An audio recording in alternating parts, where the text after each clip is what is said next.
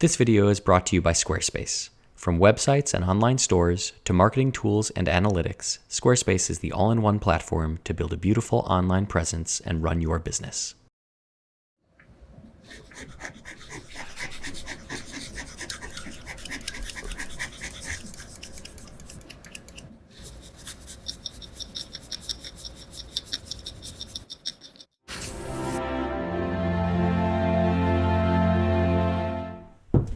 Throughout the many videos I have created, you have seen my studio. You've seen me work. You've seen the paintings on which I work, and you have seen the work that I do. But what you have not seen is what I see when I'm actually working. That is, the process of conservation from my perspective. So for this video, I figured let's flip it on its head and strap a camera to mine, put on some binaural recording microphones, and give you the sights and sounds of conservation as I see them. And it all starts with this beautiful W.M. Keith painting, or at least I think it's a beautiful painting, because I cannot imagine that this painting was supposed to be as brown as it is. It doesn't really seem plausible that the artist wanted this to look that way. Now, whether this is just an accumulation of surface grime, dust, dirt, tobacco, smoke, or soot, or some sort of surface coating, varnish, or shellac that has just really darkened over time, remains to be seen. But before I can find out those answers, well, I have to get this painting out of the frame. And initially, I see that a patch has been applied to the back of this canvas, which indicates that it's been worked on in the past.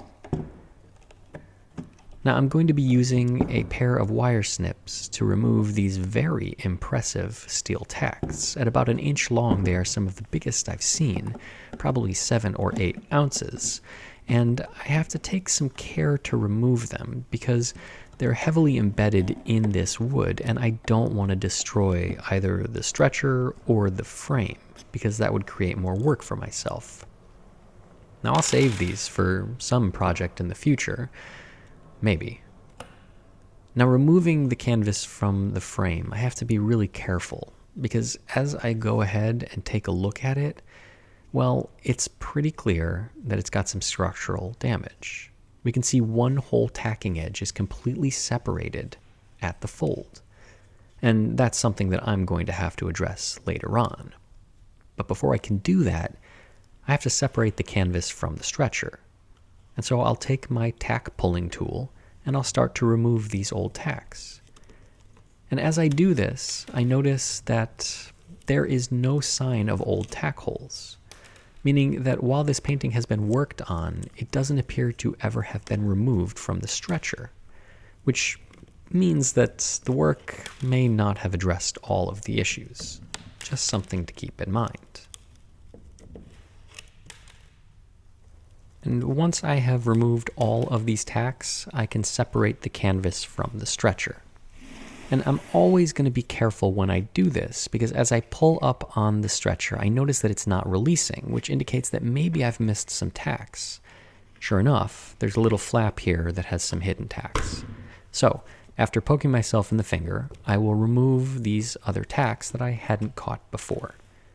Now imagine if I had just tugged on this stretcher until it came loose. Well, I probably could have damaged these little pieces of canvas, or even worse, ripped the painting itself. So being careful, being deliberate, and not making assumptions that just because I thought I removed all the tacks were gone, is pretty critical. But now we can see the canvas comes right away from the stretcher. And looking at the stretcher, it's in really great condition. It's a little dirty, but there's no damage, which is great because I can reuse it. Now, when I take a canvas off a stretcher, I'm always prepared to find, well, gross things in between the stretcher and the canvas. And in this case, it's really no different. There's a lot of dust, dirt, some little old insect shells, and spider parts, which always give me the heebie-jeebies. But I don't use a vacuum here because I think it's too aggressive. Just a simple brush and removing it is fine. I don't see any reason to take any unnecessary risks. Now, it is really a shame that this canvas has a square patch on it because it's really giving squares a bad name, and they are pretty awesome. I mean, Squarespace. Am I right? So how awesome is Squarespace? Well, it's the comprehensive one-stop to get you online with your own website. And whether you're interested in their thousands of award-winning, gorgeous, mobile-friendly templates, or you just need something simple for your business, or maybe you just want to tell your own story with a blog, they've got you covered with search engine optimization, analytics, apps, and tools. You can even mobile edit your site. And if that sounds like a lot to take in, well, don't worry, they're not going to leave you hanging. Squarespace has a forum full of thousands of users just like you answering questions and helping out. In fact, Squarespace will even help you find and register your own domain, the starting point for all of your website dreams. So head over to squarespace.com for a free trial, and when you're ready to launch, go to squarespace.com/Baumgartner to save 10% off your first purchase of a website or domain. Now, I could simply leave this canvas patch on and remove it later after the cleaning, and sometimes I do that when I know that the patch or old structural repair is absolutely critical in maintaining the integrity of the painting through the next steps. So if this were a huge tear, I may leave the patch on during the cleaning process. But in this case, it's not a huge tear, and I suspect that it's really, really minor, and so I'm not terribly concerned about the canvas falling apart when I do the cleaning. What I am concerned about is a bump underneath the canvas while I am doing the cleaning. And the edges of this patch could telegraph to the front, and as I'm going over it with solvent or solution, detergent or surfactant, whatever, it could create a mark, and that would be something that I don't want to happen. So I'm going to remove the patch now. Now, this old patch has pretty much deteriorated, and the glue has also failed. And that's actually a nice change of pace, because recently I've had to work on a lot of projects that have fought me every step of the way. And while that is kind of par for the course, getting a small patch that comes off fairly easily with the glue that has mostly deteriorated, well, it's easier. And who doesn't like easy? So after the patch is removed, I'm going to take a cotton ball with a liquid enzyme solution. I'm going to saturate this cotton ball and place it on the old adhesive. And based on the age of this repair and what I could deduce from the powdery adhesive, I think that this is most likely an animal-based product, either hide glue or rabbit skin glue. And so the application of this enzyme will cause the glue to swell, become soft, and then using my scalpel, I can very easily scrape it off. Again, much nicer than, I don't know, Elmer's glue. So sometimes old traditional materials, even though they fail, are a conservator's best friend because they're much, much easier to remove. And we have plenty of information about how to deal with these materials, so it doesn't come as a surprise. I can remove the excess adhesive and then with another cotton ball remove any remaining residues, and well, just like that, in the matter of a minute and a half or two, that patch and the old adhesive is gone. Pretty easy, huh? Now on to cleaning. I did make some small tests, so I am aware of what is on this painting. And it turns out that it is not surface grime. It's not dust, dirt, tobacco smoke, or any of that. It's shellac. And a lot of it. I mean, lots of shellac, probably several coatings. And I mentioned that the painting had been worked on in the past, and maybe the old varnish was just shellacked over, and maybe over again and again. But as we start to remove it, ooh, look at that. I mean, that is just super exciting. I've said it before, and I will say it every single time I clean a painting and remove an old discolored varnish. It is just super exciting to see what lies beneath.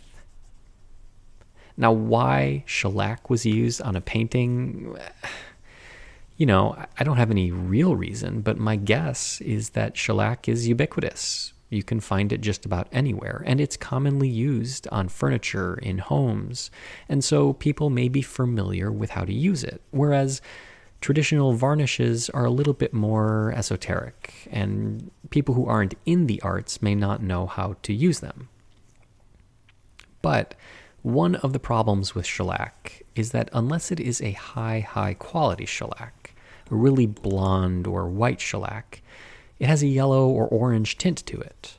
And low quality shellac, while it is not only orange, it also degrades with exposure to UV light much faster than pure blonde shellac. And so over time, it starts to get yellow, then orange, then brown, then really brown, and then really, really, really brown. And while that may be desirable in furniture or hardwood flooring or in homes where a patina is desired, with fine art, we don't want that. I mean, we don't want this beautiful blue sky to be brown. Nobody can make an argument that that is a good outcome. Really, nobody can. And so, removing this old discolored shellac reveals the best of what we find when we do conservation. It reveals a painting that has a whole range of color, a real dynamism to it. Just this little strip in the sky, we can start to see hints of clouds. We can see that the sky isn't monotone. It's got blues and greens, even some grays in it. It makes the painting dynamic. It makes it interesting, and it, well, obviously makes it beautiful. These clouds are creamy white, clouds that we've all seen a million times before, and they make the sky feel full. Removing this varnish is just super, super satisfying. I don't think there will be a day when I get tired of removing old, discolored, dirty varnishes. It's just kind of the best part of the job. And as I come to this really bright turquoise spot, hey, look at that. There are even some birds in the sky that were totally obfuscated by that old shellac and varnish. And so not only did it change the whole tenor of the painting, we couldn't even see details like these birds. And while cleaning the sky is obviously the most exciting and bright part of the painting, maybe it's the showstopper, that doesn't mean that cleaning the foreground or the trees or the dirt is any less important. Because even though it is brown and dark green, it's not just one amorphous blob of color, like it was with this old shellac on it. There's a lot of variation in color that Keith used. There's delicate brushwork. There are highlights coming through these trees that just can't be seen with this old coating. And so, yeah, cleaning the sky is like super, super exciting because we go from brown to blue. But cleaning the other parts of the painting are just as exciting because we start to get a full sense of the space. The painting gets volume. It gets almost three-dimensional when we can start to fill out the rest of it. And so I always leave the signature for last. And the reason that I do that is that after cleaning the entire painting, I have a really acute sense of the stability of the paint. I understand if there are any colors that are fugitive or more vulnerable to the solvents. I've experienced how this surface coating is removed, and so I understand how much time it needs with the swab, what kind of pressure I need to use. So gathering all that data means that cleaning the signature is going to be easier. And cleaning signatures is always tricky because sometimes artists thin out their paint to make it flow better. And that can make the signature more vulnerable. So I will clean around the signature, inching up to it just on the edge. And then I'll hit one or two letters, just the edge, and see if they're stable. And if they are, like in this case, I can go ahead and fully remove the surface coating. If they're not, I may weaken my solvent to remove some of the surface coating, but it is not uncommon to leave some of the old varnish or shellac on the surface of a signature just to be safe, because we don't want to do any damage there. And here we can see it says W. Keith, just like on the frame and the provenance. It's always nice when there's one signature that matches the provenance.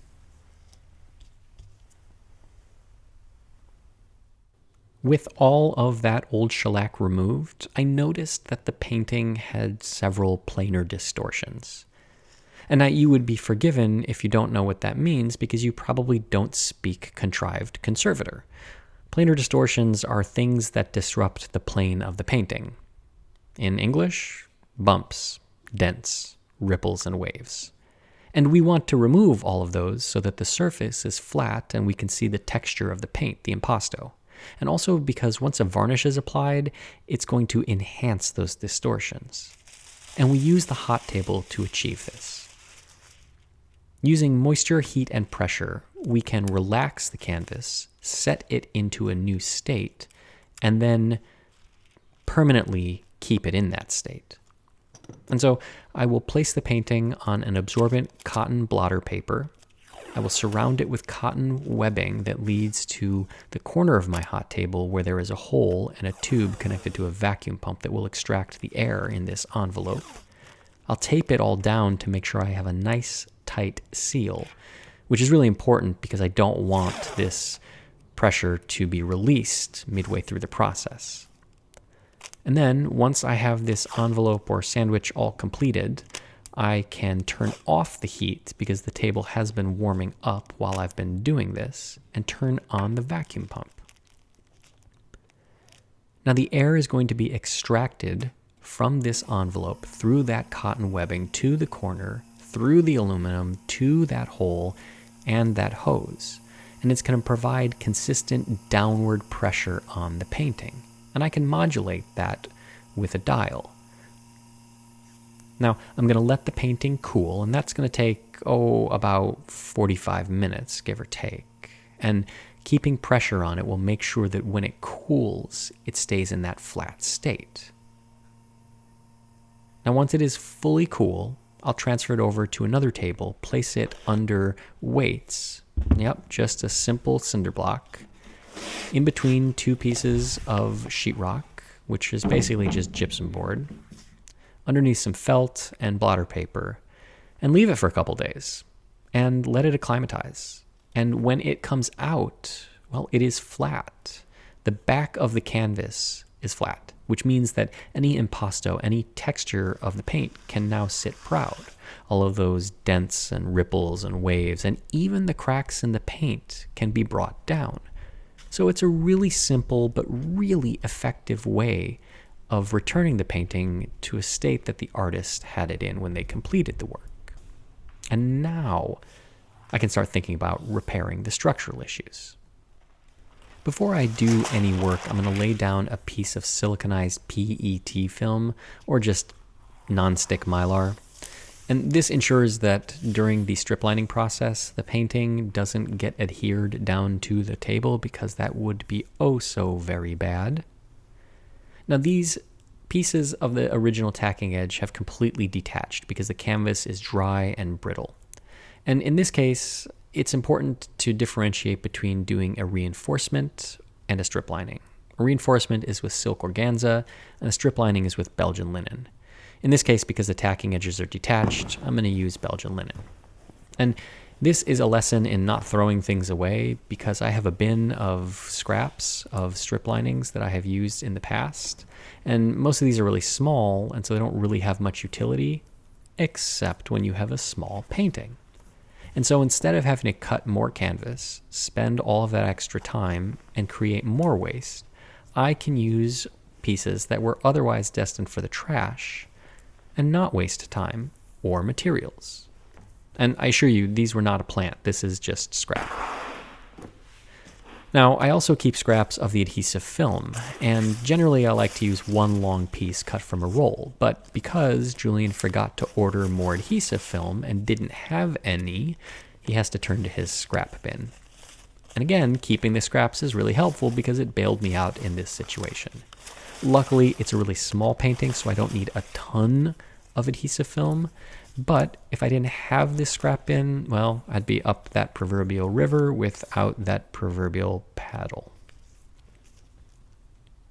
Now, this adhesive film is both solvent and heat activated. And so I could expose this tacking edge to some solvent and then press this adhesive film into it cold, and it would bond. And that's critical when the painting can't receive heat. Let's say it is an encaustic or a delicate material. But in this case, the canvas and the paint and all of the materials are heat tolerant, so I can use an iron to apply the adhesive film down to the canvas. I'll remove the backing from the adhesive film, and then again, using my iron, I will start to tack this Belgian linen canvas in place. I'm going to apply heat starting at one end and just going over the area to make sure that there is a good bond. And then once I've moved past, I will take a weight with a little oak block underneath and place it on. Now, you may notice that this is a different weight that I normally use, and that's because one of my viewers saw me using those pieces of steel and thought to themselves, oh my gosh, Julian's going to drop that weight and it's going to go right through a painting. Well, yes, I have dropped the weight, never through a painting, but almost always on my toes. And let me tell you, a 10-pound steel weight with sharp corners and sneakers, that is not a recipe for success. And so this viewer saw this problem and in their home machine shop milled up this piece of steel with this absolutely gorgeous brass handle and sent it to me. And I love it. It is now one of my favorite pieces of kit that I have in the studio. Now I use that block underneath the steel weight to make sure that as the canvas dries, there is no distortion.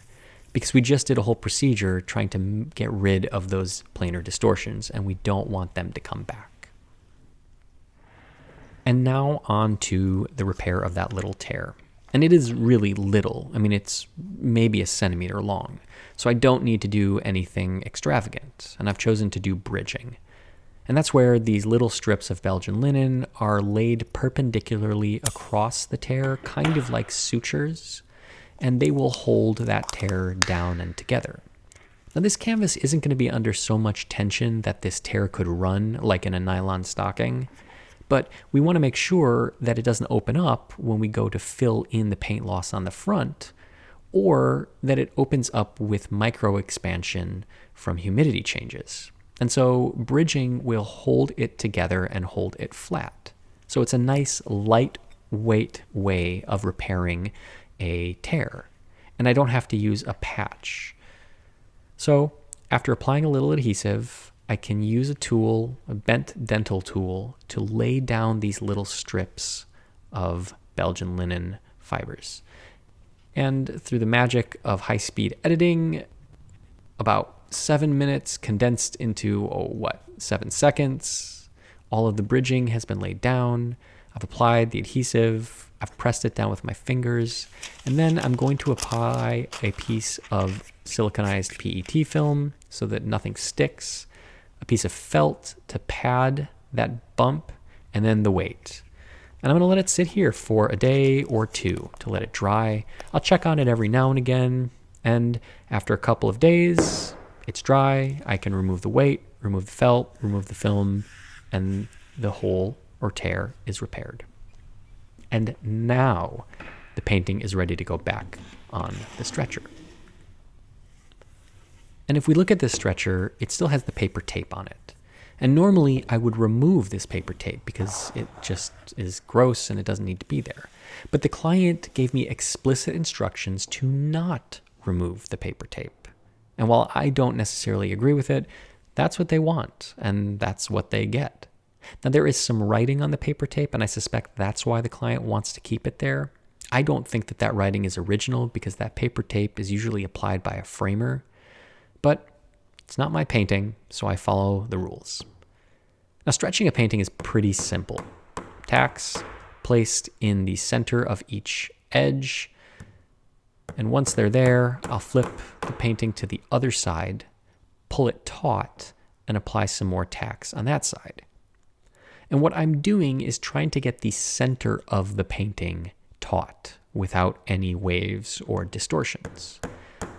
And if there are waves or distortions or slack, I'm going to move them to the corners where it's easier to compensate for them and where the keying process has more effect. Now, this is a very small painting, so it is a very quick stretching process, which I like. Sometimes it's nice to not have to spend a lot of time stretching a painting. Now, once I have gotten all of the tacks in, I can start to trim off the excess canvas. And this is something that's actually pretty important because if I didn't trim it off and I just folded it in, it would bulk up these corners. And it doesn't seem like a lot, 2-4 layers of canvas, but it can add up and it can create, an 1/8 of an inch at each corner. And 1/8 of an inch and 1/8 of an inch is 1/4 of an inch. And now all of a sudden the painting doesn't fit into the rabbet of the frame and we've got a problem. So where I used 3-ounce tacks to secure the canvas to the stretcher, I'm using 1.5-ounce tacks to secure the extra canvas to the back. And the weight of the tacks just goes to signify the heaviness or the size of the tacks. Obviously, a 7-ounce tack is a bigger tack than a 1-ounce tack. Having multiple tacks at your disposal is just nice. Now on this end, I'm going to fold the canvas over twice because this is where the writing is. And it would be pretty bad form for the client to tell me not to remove the paper tape with the writing and then to go ahead and cover it up with my canvas. So hopefully this will make the client happy, and I suspect that this client will be looking at the back a little bit more than maybe some other clients because, of course, there were specific instructions about the back. And I don't want to make my clients unhappy. It's not good business. It's not good karma. So hopefully this will make them happy. And I'm going to tuck in these corners and put them to bed all nice and tidy and hope that they have sweet dreams because I think it looks really good. And, well, that's it. I think it looks really good.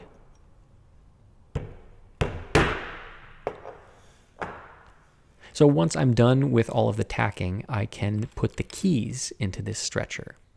And a stretcher is different than a strainer because the joints where the pieces of wood connect aren't glued or nailed. They're free floating. And they have a mortise here where I can stick this key in and I can hammer it down. And it just adds a tiny bit of tension by expanding the joint. And we're talking like 1/64 of an inch here.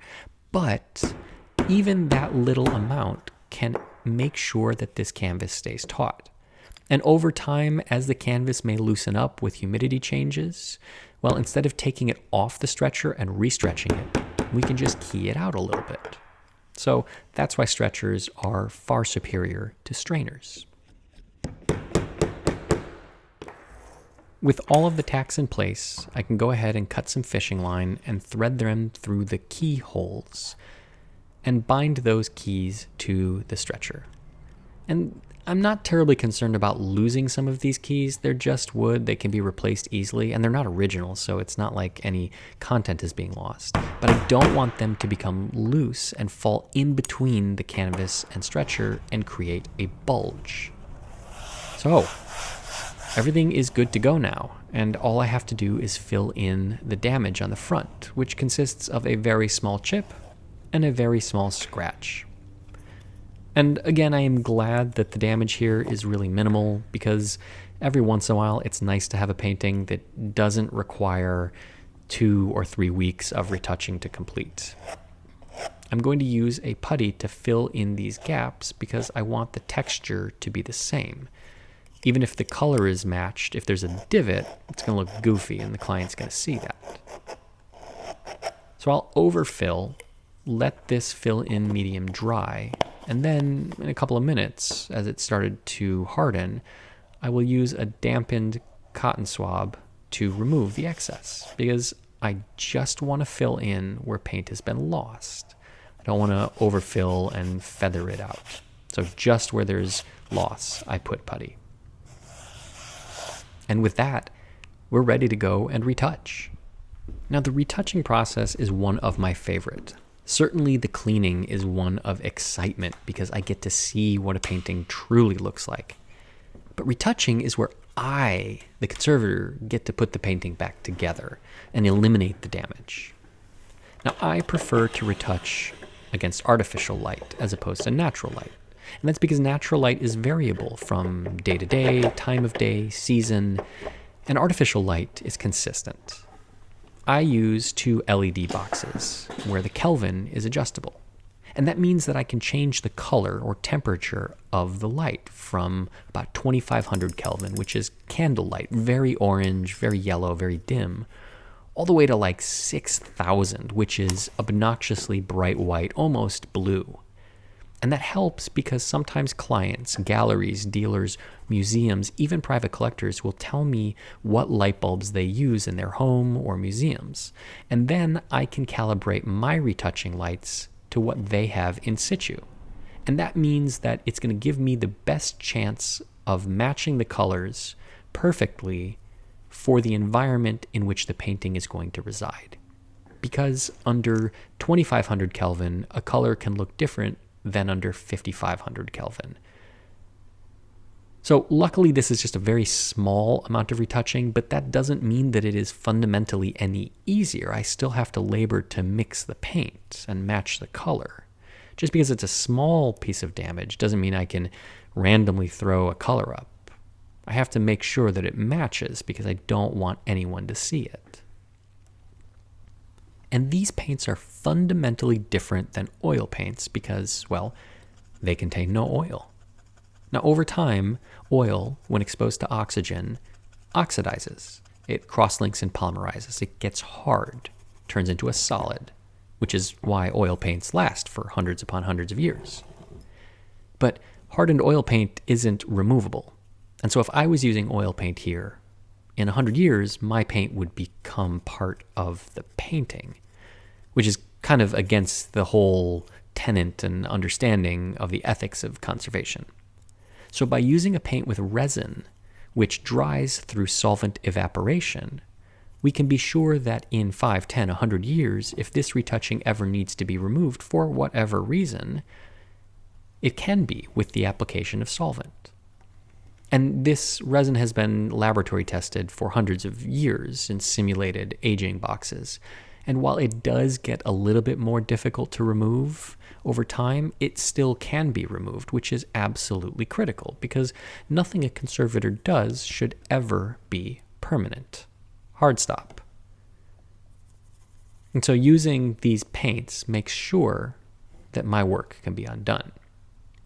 Another benefit of these paints is that the resin fluoresces very strongly under ultraviolet light. So if you take an ultraviolet or black light, yep, the same one that you did or maybe still have in your room hanging above a poster, and you shine it on a painting that's got retouching, you can see that old retouching. And that allows somebody, a dealer, collector, museum, or an auction house, to see the old work and to judge whether it was appropriate or excessive. And in this case, they'll be able to see that I just put paint where paint was missing. Totally appropriate. And the last step of any conservation is the application of a new synthetic resin, ultraviolet stable, fully reversible varnish. So pretty much the complete opposite of what was on here before. And it would be comical to spray this varnish on given the size of this painting, so I'm going to use a brush. And even at that, this brush is comically large for this small painting. Or is it? Using a bigger brush means I have to make less passes, means I have less brush strokes, means I have more control. So using a big brush actually makes a lot of sense on a small painting. So with just a couple of strokes, left to right and up to down, I can apply the varnish to the painting. And that's just about it. Now I'm going to go back and remove some of the varnish so that there's not so much, and then I'm going to let it start to dry, let some of the solvent evaporate. And as it starts to get tacky, I'm going to go ahead and go over the varnish and brush it out. And this is a technique that I've employed and kind of developed for myself that allows me to add a micro texture to the surface of this varnish. That is, if I don't want it super slick or super shiny, I can go back and forth and kind of scuff it up, add some texture, and diffuse the way the light reflects off of it. And so I can get a really beautiful, velvety, satiny finish, which I think looks really, really good, which is why I continue to use this technique.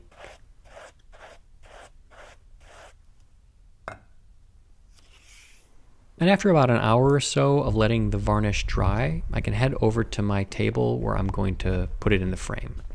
Oh, hello, no, not today. So this is a padded table to make sure that I don't do any damage when I'm wrapping up paintings. And look at that. The painting fits perfectly into the rabbet. Now, instead of using big old tacks, I'm going to be using screws and little Z or S clips. And these are just little metal brackets with screws that will hold the painting into the frame. They don't do as much damage as a tack or a nail driven through the stretcher into the frame, and they are super easy to install and, more importantly, super easy to remove, which is always a good thing. And now, finally, after 35 minutes, I can show you what you came here for, the final painting, which I think is why you watch these videos. What do I know? Anyhow, from the painting as I received it, really not a painting at all, a brown amorphous blob with no color differentiation, no detail, no sense of space, to a whole nother painting. One with a bright silvery sky, birds that couldn't be seen before, trees that are really delicately painted, an entire image, a world opened up. One that I think my client is going to enjoy for many years.